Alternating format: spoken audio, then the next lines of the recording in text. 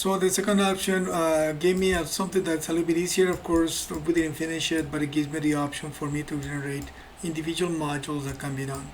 I also can try something different. I'm going to move this one to the side here. And the next option is going to be maybe based on a cube.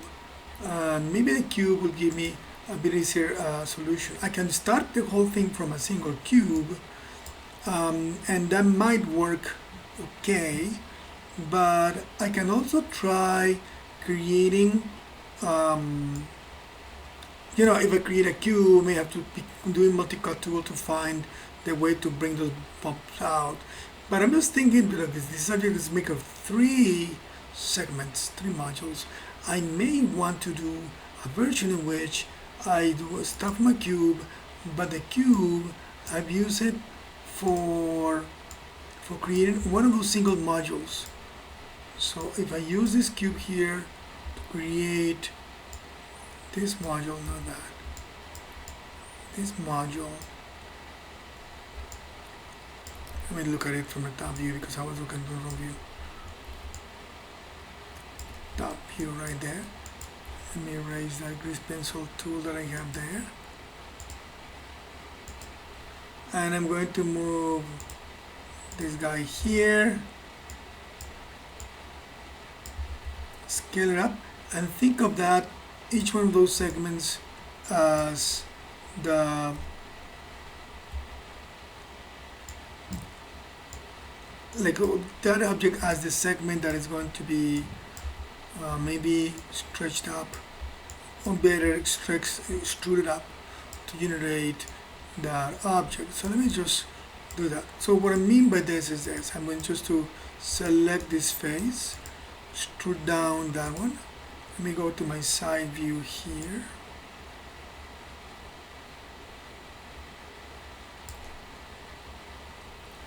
I did it on the wrong one. There we go. This one I want to maintain my perspective. Alright, and I'm going to extrude it down, and I'm going to shrink it. So if I hit 3, it's giving me something like this that I may think could look something like that segment of that pepper. And I'm going to do the same thing for the top view. I'm going to shrink down, and I start looking like one of those segments of the pepper. And the difference is that now I can just grab these guys here, and I can delete those. So I have one segment. Let me look at it from the top view here again. One segment that may give you the option for, let me see if I grab those three edges and I move them. I didn't grab the bottom one. And I move them, I can start thinking of maybe that module being a bit more precise. Moving it there, and then grabbing this one, moving it to where it needs to go. Roughly, I'm going to have to modify it a lot later on. But then I see that there is an opportunity for me to use this as a module. There's too little information right there, but I can try duplicating this object, rotating it around so that I can make the second piece there, and then I duplicate it one more time, and I'm going to try to generate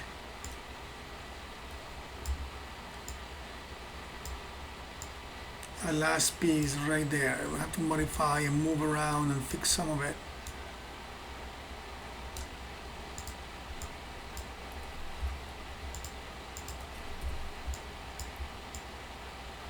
Roughly.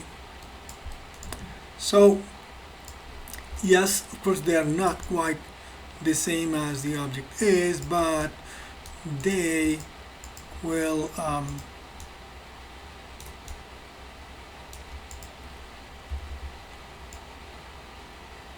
they may start looking a bit more like that. So I can try to generate connections between those parts.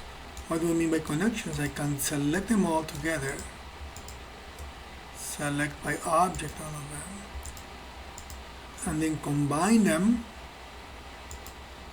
and then I can just bridge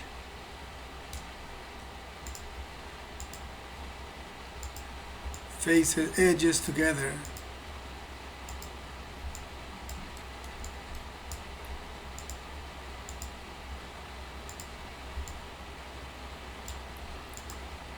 So you see that there are multiple ways to get to the same location just by exploring the possibilities of. This one is a little bit too past the other one, but I'm gonna bridge it anyways, and I correct it a little bit. Come on.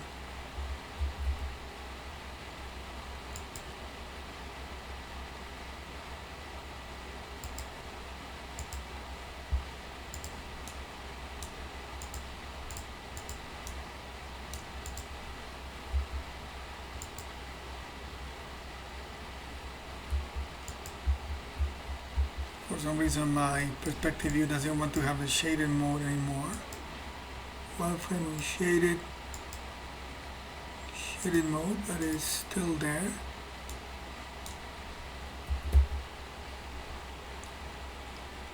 Let me pause my video a moment to try to figure out what's going on. Okay, I just figured it out, but by accident I had lost the shader on my object, and here I have made a mistake. So let me correct that. I'm gonna delete that face. I'm gonna try to just move him a little bit so I can do the right bridging.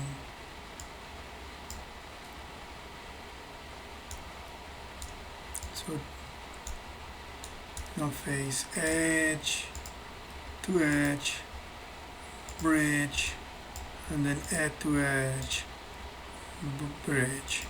So you see how I am trying to develop, and I can just get these edges closer together to make a sharper transition.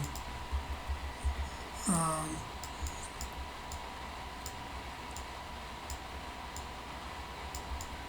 just move them over to get them to give me more like a semi-corner object.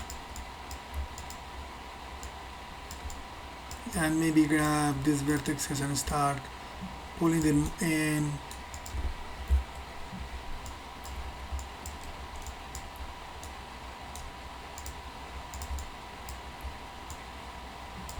So that I start shaping my object. Of course, I'm not done with it, and I'm not going to. The idea with this exercise is not to finish it, but to show the possibilities that you may have when you're modeling an object, so that you can start blending. Because later on, I can just continue extruding these faces inwards, so that I can generate the whole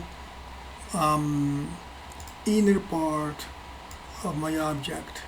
Some of them are collapsing with themselves, but I can try fixing them in a little bit.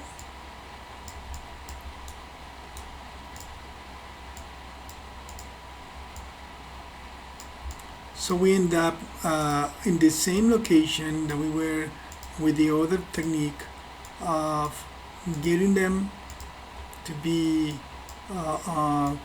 becoming a triangle, sort of like a triangle that will generate a hole for my stem that is going to come out there, and I'll do the same thing at the bottom.